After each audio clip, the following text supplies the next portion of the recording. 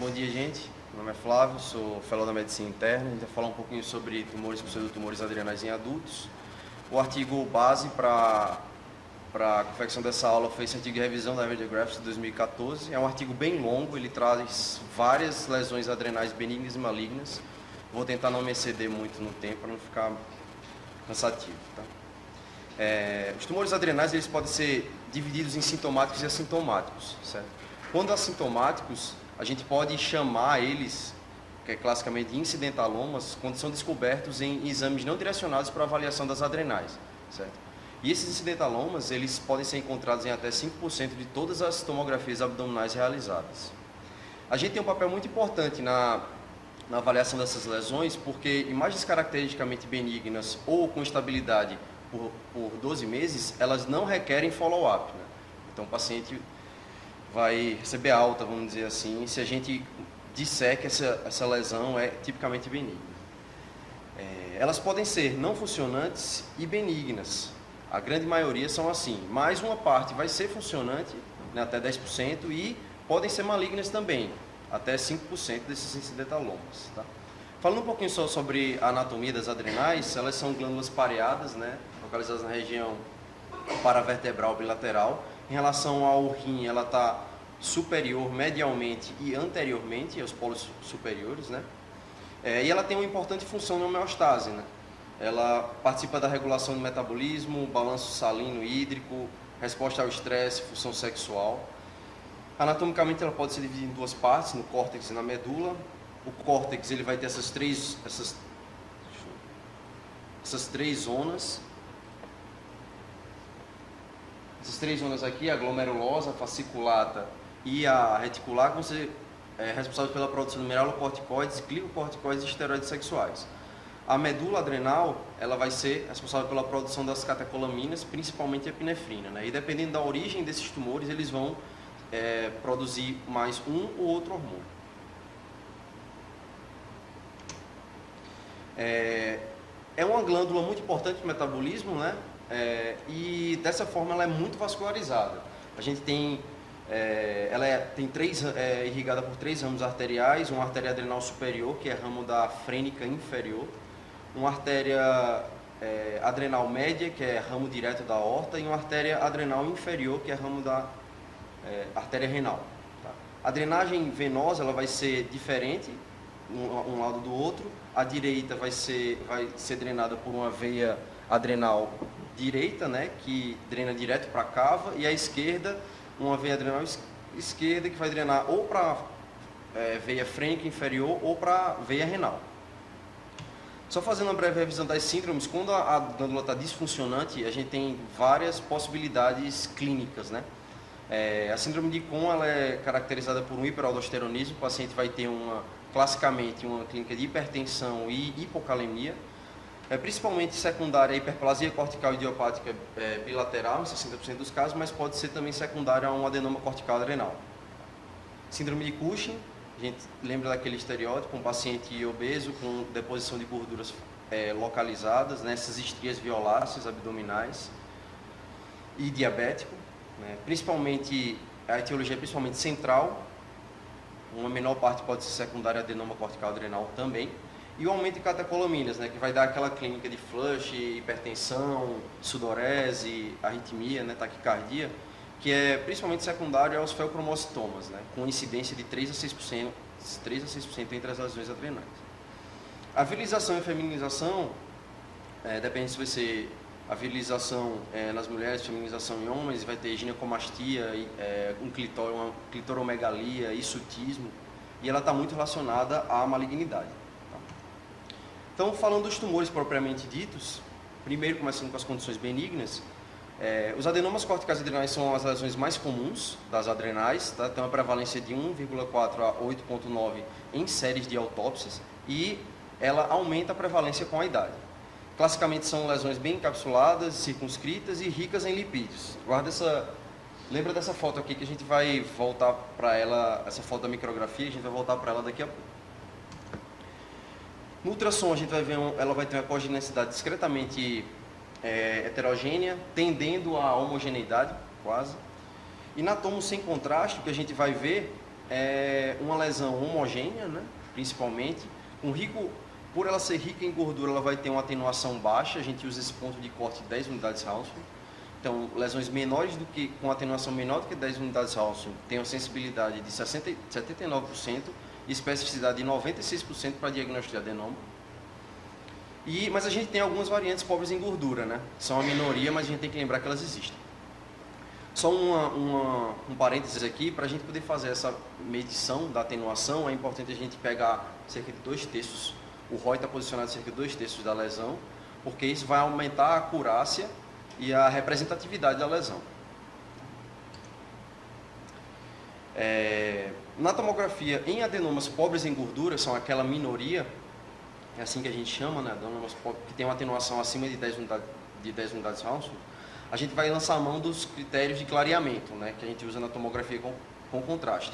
O protocolo para avaliação da adrenal, ele é basicamente uma fase pré-contraste, uma fase portal com 1 minuto e uma fase tardia de 15 minutos. Tá? E a gente vai medir esses dois clareamentos, ou washouts. Clareamento absoluto, que vai usar essa fórmula, a atenuação na fase portal menos a atenuação na fase tardia, dividido pela portal menos a pré-contraste. E no clareamento relativo, atenuação na fase portal menos a atenuação na fase tardia, dividido pela atenuação na fase portal. Tá? Só aqui um exemplo prático, né? A gente tem uma lesão circunscrita, homogênea, com atenuação na fase pré-contraste de 14 unidades Hounsfield, na fase com 1 minuto, né? Fase venosa, com 63 unidades Hounsfield, e na fase tardia de 15 minutos, 19 unidades Hounsfield. Colocando isso na fórmula, a gente vai ter fase portal menos a fase tardia, dividido pela fase portal menos a fase pré-contraste, que vai dar um washout de 89%. Clareamento relativo semelhante, 63 menos 19, né, fase portal menos fase pós-contraste, fase tardia, dividido pela fase portal. E isso vai dar nesse caso, vai dar um washout de 69%. Clareamentos absolutos maiores de 60% e clareamentos relativos acima de 40%, a gente vai ter uma sensibilidade de até 96%, e uma especificidade de até 100% para o diagnóstico de adenomas adrenais. A gente vai ver que existem alguns mimetizadores, né, mas a gente usa isso daqui na prática diária, né, até pela prevalência das lesões.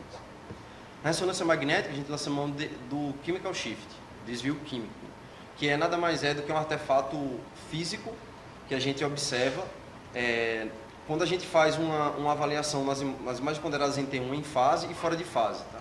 O princípio dele é que voxels que englobam tanto gordura quanto água, eles vão ter uma queda de sinal na sequência fora de fase, que é uma lesão bem circunscrita, né, na adrenal esquerda, que a gente, quando avaliou ele na sequência fora de fase, a gente viu que teve uma área importante de queda de sinal.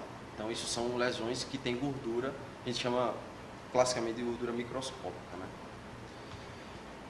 E aqui um outro exemplo, uma lesão que tinha uma atenuação baixa, 5 unidades Hounsfield, na tomografia já autorizava a gente a dar o diagnóstico, a sugerir o diagnóstico, mas na ressonância fica mais claro essa queda de sinal na sequência fora de fase. Algumas armadilhas, né? A gente sabe que a gente pode dizer pela prevalência e pelas características que mas lesões pequenas, elas são classicamente benignas, menores que 3 centímetros, mas esse parâmetro não pode ser usado isoladamente, né? A gente tem que olhar todo o resto, a morfologia e o aspecto da imagem, da lesão na imagem. A presença de gordura microscópica não é exclusivo do adenoma. Então, metástase de carcinoma de células renais do tipo células claras, ele pode ter gordura microscópica, feocromostoma pode apresentar, carcinoma adrenocortical, hiperplasia macronodular, então não é uma característica exclusiva. Os feocromostomas e a hiperplasia, eles podem ter um clareamento na faixa do adenoma, a gente vai ver alguns exemplos depois. Aqui já tem um, na verdade. Esse era um feocromostoma que teve um clareamento absoluto de 63% e um relativo de 42%, caindo nessa faixa do adenoma, mas que era só um mimetizador. Uma dica aqui talvez era esse realce muito importante na fase venosa, né? 120 unidades Hounsfield, poderia levantar essa possibilidade. E a gente tem também apresentações atípicas do próprio adenoma. Então, o adenoma pode ter gordura macroscópica, simulando um mielolipoma, pode ter degeneração cística, pode ter hemorragia. Então, só para a gente saber que, apesar de a gente usar esses critérios como diagnósticos, a gente tem que lembrar dessas outras possibilidades. Então, fazendo só um resumo, A tomografia sem contraste, uma lesão pequena, menor que 3 centímetros, homogênea, com atenuação menor do que 10 unidades Hounsfield, do paciente sem uma história pregressa de carcinoma de células renais tipo células claras, a gente está autorizado a dizer que aquilo é um adenoma. Em tomografias com contraste, lesões pequenas também, o artigo coloca esse limite de 4 centímetros. Em um paciente que não tem um antecedente de neoplasia, um exame de rotina, estatisticamente, a gente poderia não dizer que é um adenoma, mas se a gente fosse colocar, a probabilidade seria muito maior de ser um adenoma do que ser qualquer outra coisa. Falando um pouquinho de hiperplasia cortical adrenal agora, uma série de autópsias com 35 mil casos, a prevalência dessa lesão ela foi de 0,51% e teve um aumento com o aumento da idade. A clínica é muito superponível a dos adenomas corticais adrenais funcionantes, né? O córtex da hiperplásico funcionante ele vai ter uma hipersecreção de glicocorticoides e mineralocorticoides, dando síndrome de Cushing e hiperaldosteronismo independente de ACTH, mas a hiperplasia ela também pode ser secundária a uma produção ectópica de ACTH. A gente vai ter um aumento desses hormônios, e a glândula vai estar aumentada, mas vai ser dependente de ACTH nesse caso. Ela pode ser dividida em nodular e difusa. A nodular, uma característica bem típica é ela ser multifocal, bilateral e existe um aumento da prevalência com a idade também. Nessa série de autópsias, 113 casos consecutivos, 35% das adrenais foram normais, 50% tiveram a nodularidade leve e 15% a nodularidade distinta. E a média de idade, a gente viu que esses nódulos distintos eram mais prevalentes em pacientes mais idosos, mostrando a gente que a adrenal tem uma tendência a virar noduliforme, né? Com o avançar da idade. Aqui, por isso que eu pedi para vocês lembrarem daquela foto da micrografia, na histologia ela é muito semelhante ao adenoma, tá? Ela também tem células ricas em lipídios, certo? Pode ser micro ou macronodular, e para fazer essa diferenciação de adenoma cortical adrenal e hiperplasia nodular, ela é muitas vezes difícil. Aqui um exemplo da literatura, né? Um paciente que tinha uma hiperplasia adrenal, um alargamento bilateral, na sequência fora de fase a gente vê uma queda do sinal, simulando aquela característica do adenoma, mas a gente tem que sempre lembrar essa multifocalidade e bilateralidade, isso que vai fazer com que a gente sugira esse diagnóstico. Quem estava na reunião do abdômen ontem, Gabriela apresentou um artigo muito bom sobre isso, fazer essa diferenciação, e o artigo sugeria que 3 lesões na adrenal já seria muito sugestivo de hiperplasia adrenal. Aqui um outro exemplo, uma hiperplasia adrenal nodular, né, com um washout, com uma atenuação pré-contraste baixa, 8 unidades Hounsfield, e um washout que cairia dentro daquela faixa de adenoma, né? Então, o que vai dar a dica mais uma vez aqui é a multiplicidade e bilateralidade. Na toma a gente vai ver esses nódulos hipo ou isoatenuantes, né, que era o esperado, no background de uma glândula normal ou atrófica.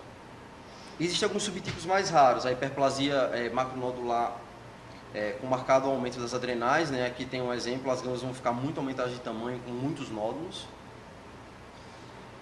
E essa doença adrenocortical nodular pigmentada primária, é uma doença mais rara, mas a glândula vai estar discretamente aumentada por conta desses nódulos.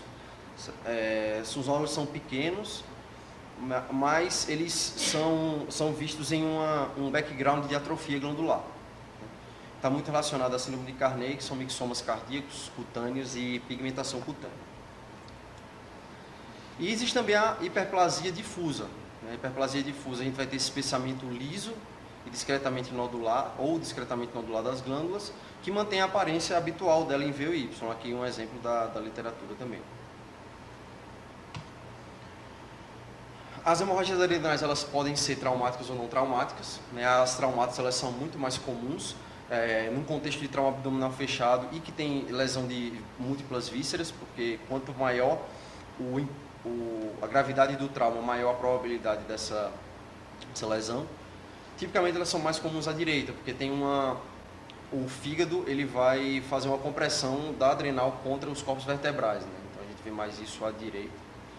E aqui alguns estudos mostram que em traumas graves essa incidência pode chegar até 26%. Certo? Em tomografias abdominais realizadas no contexto de trauma, isso pode chegar até 2%, e não traumáticas pode chegar até próximo de 2% também.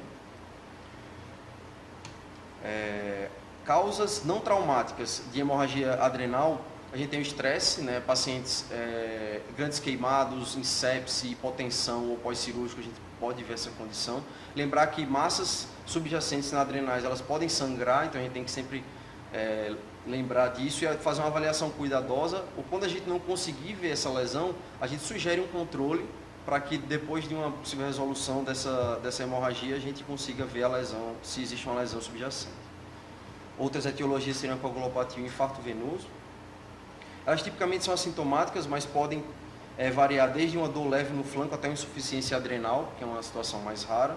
Nesse caso aqui era um paciente grave, que foi a óbito, e na autópsia eles encontraram que essas lesões adrenais bilaterais eram, na verdade, hemorragias, né? E na imagem, o que a gente vai ver depende muito do tempo da hemorragia, né?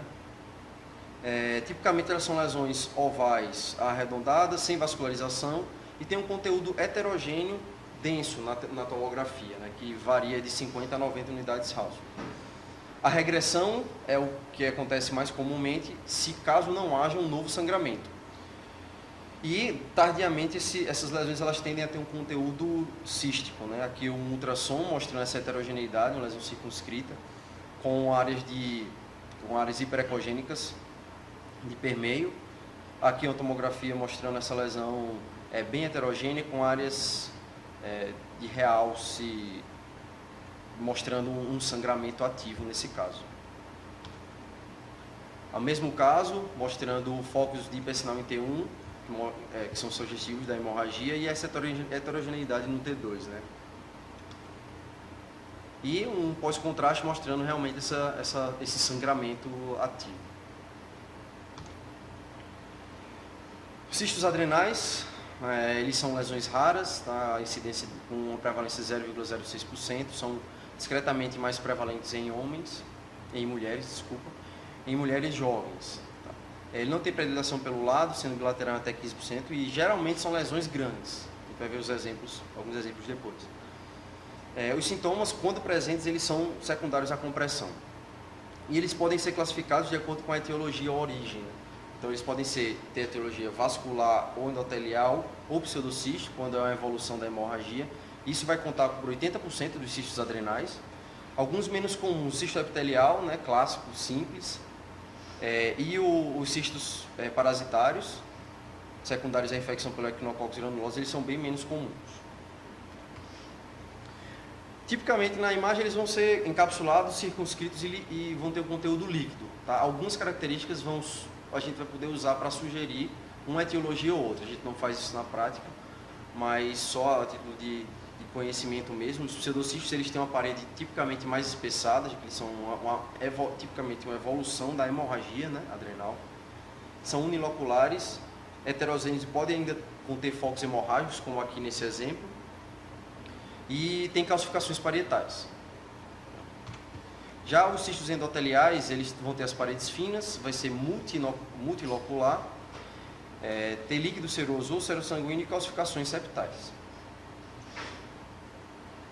Os epiteliais vão ter paredes finas e uniloculares, e os cistos parasitários, que são bem mais raros, vão ter uma aparência variável, né, dependendo do estágio evolutivo da infecção, podendo variar desde cistos simples até cistos complexos, com cistos filhos, escólices visíveis. Podem ter também calcificações parietais, e é comum a gente ter a doença extradenal que sugira essa infecção da adrenal, né? Isso a gente não faz na prática, a gente simplesmente caracteriza como lesão cística ou não, mas fica só como curiosidade aqui essa diferenciação. Várias doenças elas podem ser císticas. Um adenoma, por exemplo, ele pode ter uma degeneração cística, felcromostoma, metástase, etc.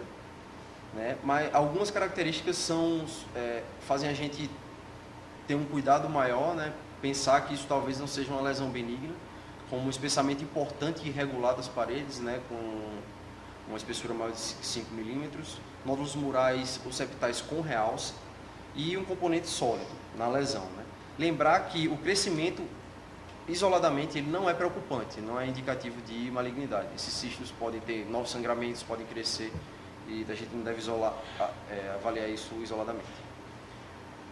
Os mielolipomas, eles são lesões raras, né, compostas de tecido adiposo e células mielopoéticas. Tipicamente são assintomáticos, mas podem ter efeito de massa, hemorragia interna ou focos funcionantes, que é bem mais raro. Vão ter gordura macroscópica, isso é o tipo da imagem para a gente, né? São lesões com áreas muito hipoatenuantes na tomografia pré-contraste, né? Com uma atenuação média de menos 74 unidades Hounsfield. Raramente podem calcificar. E tem um aspecto típico também na ressonância magnética, né? Que seria uma queda do sinal na sequência de supressão de gordura, como mostra aqui nesse exemplo, né? Um alto sinal no T1 central, que na supressão de gordura a gente vê uma queda de sinal importante. Na prática, a gente estava conversando aqui antes, doutor Davi, gordura macroscópica a gente diz que é mielolipoma. Mas existem muitos mimetizadores também dessa lesão, né? A gente tem que ter algumas dessas lesões em mente. O adenoma ele pode ter gordura macroscópica mais raramente, cistos grandes podem encapsular gordura periférica, pode existir uma metaplasia adiposa em adenomas corticais, lipomas adrenais, teratomas, até metástase com conteúdo adiposo. Então, a gente estava até conversando aqui que talvez fosse interessante nessas lesões a gente fazer um acompanhamento para ver o comportamento delas e poder dizer com certeza que seria um mielolipoma. Na prática, o que a gente vê teve gordura mielolipoma, gordura macroscópica. Uma outra lesão, feocromocitoma, ele é um paraganglioma medular adrenal, certo? Secretor de catecolaminas, principalmente norepinefrina. É uma lesão rara também, tem uma incidência de 2 a 8 para 1 milhão de habitantes por ano. E tipicamente e antigamente ele era classificado como sintomático, mas a gente vê que com o avanço das técnicas de imagem seccionais, a gente tem dado muito mais diagnóstico de feocromocitomas assintomáticos, né? Dizendo que talvez isso, a suspeita sempre é pela clínica, mas talvez tenha uma incidência maior de feocromocitomas assintomáticos, né? A clínica é a crise adrenérgica, certo? Com aumento da circulação e excreção tanto das catecolaminas quanto dos metabólitos. Pode estar associada a essas síndromes genéticas, né? Existem os feocromocitomas esporádicos, mas podem estar associadas a essas síndromes genéticas. Geralmente elas são silenciosas, então muitos feocromocitomas que a gente imagina que sejam esporádicos, eles podem ter um componente genético associado. E as principais síndromes associadas seriam a neoplasia endócrina múltipla, neurofibromatose tipo 1, von Hippel-Lindau e essa síndrome paragangliônica familiar. Algumas só para a gente lembrar. Elas são lesões ovais ou arredondadas, tem uma atenuação de partes moles geralmente, né, cerca de 36 unidades Hounsfield, de média. Podem ter calcificações em 10% dos casos, geralmente elas são grandes, né, são as maiores do que 3 centímetros. E são bem heterogêneas, podem ter necrose, calcificação, fibrose, hemorragia. Aqui alguns exemplos, né, de feocromocitomas para a gente ver só a heterogeneidade dessa lesão na imagem. E até mesmo o washout ele pode ser inconsistente. A gente viu lá no adenoma que ele pode ter até um washout característico de adenoma, pode ter um washout mais lento, então isso também não é tão fidedigno. Um sinal típico é esse sinal do bulbo da lâmpada, que a gente vê na ressonância magnética, um hipersinal muito intenso e homogêneo no T2. Apesar de ser típico, esse é um sinal não tão comum, a gente só vê em 11% dos feocromocitomas. Mais comumente o que a gente vai ver é um sinal alto, intermediário a alto, né? Nessas lesões que vai se assemelhar ao baço. Dependendo do tamanho, eles podem chegar até mesmo a ser homogêneos. E o padrão mais típico que a literatura demonstra do feocromocitoma são lesões heterogêneas, com realce importante, ávido, que tem lesões císticas de permeio, com alto sinal em T2. Tem até uma frase que a gente diz que o feocromocitoma ele seria o camaleão da imagem, né? Porque ele pode se comportar das mais diversas formas possíveis. Aqui um outro exemplo, né, uma lesão heterogênea com áreas de alto sinal em T2, um realce importante pelo meio de contraste. E uma coisa que vai ajudar a gente a dar esse diagnóstico são os radionuclídeos, né? Principalmente em lesões que o paciente tem a clínica, mas a gente não sabe de onde vem a lesão, para excluir se essas lesões são bilaterais, se tem uma doença multifocal ou metastática e se tem recorrência pós-cirúrgica. O MIBG, ou a meta-iodobenzilgonidina, é uma ferramenta que a gente pode usar. Ela tem especificidade quase de 100%, sensibilidade alta também, quase 90%, pode chegar até 90%. O PET já não é tão bom para esse fim. E os feocromostomas, já não basta toda essa confusão, o feocromostoma ele pode ser maligno também. Alguns não tem características de imagem que sugiram essa diferenciação, avaliando a lesão especificamente, mas invasão de estruturas adjacentes e metástases à distância seriam as dicas para que a gente dissesse que essas lesões são malignas, né? Aqui um exemplo de um feocromostoma maligno adrenal esquerda com metahepática e óssea. E existem, assim, o artigo é muito extenso, né? Existem muitas lesões, que a gente não cabe ficar descrevendo todas aqui, mas existem algumas lesões raras, o hemangioma, por exemplo, da adrenal, ele vai ter só para a gente lembrar se a gente fosse guardar uma característica, seria aquela típica apresentação do hemangioma no fígado, né, com realce periférico globuliforme. Aqui um outro exemplo, né, que tende ao preenchimento nas fases mais tardias, contraste. O linfangioma vai ter uma característica semelhante a qualquer outra parte do corpo, uma lesão multicística. Chivanoma, também uma lesão discretamente heterogênea, com realce tendendo a ser mais intenso e homogêneo nas fases mais tardias. Um ganglioneuroma, uma característica que ele fala que é muito típica é essa aparência enrolada, né? Como se fosse enovelado.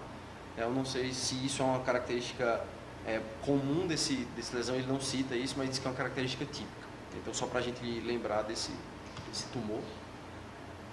O tumor adenomatoide, que ele seria uma lesão sólido-cística, também é muito raro. O oncocitoma, tem oncocitoma de adrenal, também não é exclusivo do rim, vão ser essas lesões homogêneas, grandes. E a infecção, qualquer patógeno pode infectar a adrenal.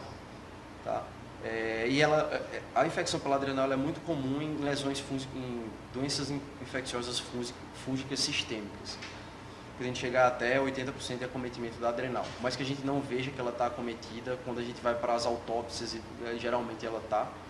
E tem aumentado essa prevalência de infecção com o aumento da sobrevida e da incidência de AIDS. Né? Falando então rapidamente sobre os tumores malignos, o carcinoma adrenocortical, ele é um tumor raro, tá? É discretamente mais frequente no sexo feminino, tem uma incidência bifásica, principalmente na infância precoce ou em adultos de meia idade. Ele pode ser esporádico hereditário, associado a qualquer uma dessas síndromes aqui, e pode ser, a clínica dele é muito variável, né? Ele pode ser funcionante, levando a uma síndrome de Cushing, hiperaldosteronismo, uma virilização e feminização, ou ter sintomas mais inespecíficos, né? Como dor abdominal, perda de peso, saciedade precoce. Aqui só um exemplo, uma lesão grande, né, que rechaça o rim inferiormente e o baço superiormente. E o aspecto de imagem, principalmente, é um tumor grande. Então a gente vê uma massa grande e a gente suspeita dessa massa. Tá? Geralmente bem delimitada, com atenuação de partes moles, né, com atenuação acima de 10 unidades Hounsfield. Ele pode ser bem heterogênea com todos esses tipos de degeneração aqui. Pode ter calcificação, necrose. Tem um realce bem heterogêneo, tipicamente elas são unilaterais e deslocam os órgãos adjacentes, mas é muito comum a gente ver já no diagnóstico tanto invasão de estruturas quanto metástase à distância. É um tumor agressivo. Aqui alguns exemplos, essas lesões bem grandes, bem heterogêneas. Ele tem tipicamente um washout lento, então lesões pequenas com washout lento, a gente sabe que não dá para caracterizar ela como um adenoma típico. Então essa lesão aqui ela tem um washout absoluto de 43%. Um outro exemplo, uma lesão grande também, bem heterogênea, com muitas áreas de necrose, confirmadas aqui no T2 da ressonância. Mais um exemplo, áreas de liquefação, necrose, podem ter calcificações, né? Aqui um outro caso da literatura, onde a gente já podia ver metas hepáticas e extensão vascular do tumor. O PET, nesse caso, ele pode ajudar a gente tanto para a identificação dessas metástases à distância, quanto para a caracterização da lesão propriamente dita, né? E eu transcrevi essa frase do artigo porque eu achei ela bem contundente, assim. Então, lesões, a gente tem que suspeitar de lesões grandes, né, maiores do que 4 centímetros e heterogêneas. E tem que suspeitar dessas lesões, principalmente se elas forem maiores que 6 centímetros. 70% do carcinomas adrenocorticais são maiores que 6 centímetros. Tá? Então, só para deixar a mensagem, lesões grandes heterogêneas com realce heterogêneo, a gente tem que pensar que isso não é uma coisa muito boa. Porque o prognóstico dessas lesões não é muito ruim. A sobrevida em 5 anos é de cerca de 37% só. As metástases, elas são, como massas incidentais adrenais, elas são raras, cerca de 2 a 3%. Mas no contexto oncológico, essa incidência sobe muito, cerca de 30%. Então, num contexto oncológico, paciente com neoplasia primária e uma lesão adrenal nova, a gente tem que pensar em metástases até que se prove o contrário. Tá? As principais lesões que dão metástase para adrenal são os carcinomas, principalmente de pulmão, mama e cólon, os melanomas e o linfoma. Os achados de imagem vão ser bem inespecíficos, vão depender do tumor, né, primário. Geralmente eles vão ser bilaterais, podem ter mais uma vez gordura micromacroscópica. A gente tem que sempre lembrar de tumores de coalizão. Tumores de coalizão são lesões, metástase para lesões já existentes na adrenal. Então a gente pode ter metástase para um adenoma, a gente pode ter metástase para um mielolipoma, e a gente tem que lembrar disso também. O paciente que tinha uma lesão benigna antes, mas que mudou a característica, foi descoberto um câncer primário, isso pode ser uma metástase de coalizão. Então, paciente com neoplasia primária e lesão maior do que 3 centímetros, a gente já fica atento. Se ela não tem calcificação, não tem hemorragia, tem uma atenuação alta, acima de 43 unidades Hounsfield, isso aumenta mais ainda a suspeição da gente. A gente tem que considerar a metástase nesses pacientes, a menos que um diagnóstico benigno típico seja possível. O PET, ele pode ajudar mais uma vez nessa diferenciação. Aqui uma lesão, uma metástase na adrenal esquerda, né, que captava muito no PET, e aqui embaixo, comparando com o adenoma, que não captava nada no PET. Lembrando que o PET ele pode ser falso positivo em até 5%, né, então adenomas podem captar, a infecção pode captar, e eles também são falsos negativos, né? Desculpa, são falsos negativos, então adenoma e infecção pode captar, mas também podem ser falsos positivos. Aqui o outro exemplo de uma metástase adrenal, né, com um realce periférico pelo meio de contraste. E para finalizar, os linfomas, eles são lesões primárias raras da adrenal, certo? Eles são extremamente raros, mas o acometimento secundário pelo linfoma não é tão raro assim, ele acontece em cerca de 25% nas doenças avançadas. A característica da imagem também ela pode ser tanto focal quanto multifocal difuso. Geralmente a gente não vê calcificação a menos que esse linfoma tenha sido tratado, e a bilateralidade acontece em 50% dos casos.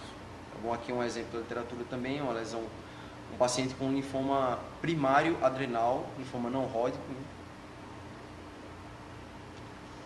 E os sarcomas, são lesões malignas raras também. Só para a gente lembrar, eles podem ser anjo ou leiomiosarcoma. E a característica típica vai ser a que a gente está acostumado já, lesões muito grandes, heterogêneas, para a gente lembrar também desse diagnóstico. Tá? Então, resumindo, adenomas, eles são tipicamente homogêneos, pequenos, têm uma densidade baixa na pré-contraste, tem um washout absoluto acima de 60%, um washout relativo acima de 40% e tem um chemical shift na ressonância magnética. Tá? O mielolipoma, classicamente, vai ter gordura macroscópica, só a gente lembrar daquelas situações em que pode ser mais confuso. O feocromocitoma, ele geralmente é uma lesão maior, de 3 a 5 centímetros, vai ser hipervascular, brilha muito no T2, apesar de uma característica não muito comum, é uma característica típica, e vai captar no MIBG. O carcinoma adrenocortical, ele vai ser lesão grande e heterogênea. Então, lesão muito grande e heterogênea, a gente tem que lembrar desse diagnóstico, com necrose, calcificação e hemorragia. E a metástase, aquilo que eu já tinha falado, uma lesão nova em um paciente com história oncológica e lesões grandes, a gente tem que levantar essa possibilidade. É uma aula grande, é um assunto difícil, são muitas lesões, muitas características elas são comuns a várias lesões, né? Bilateralidade, tem calcificação, não tem, atenuação, heterogeneidade, gordura, mas a gente tem que ter em mente que a radiologia e a medicina, de uma forma geral, é uma ciência de probabilidade, né? Então a gente vai tentar sugerir, vai tentar ajudar o colega nesse diagnóstico, mas que a gente pode errar, mesmo diante de uma lesão com características que a gente julga típicas, né? Então é isso.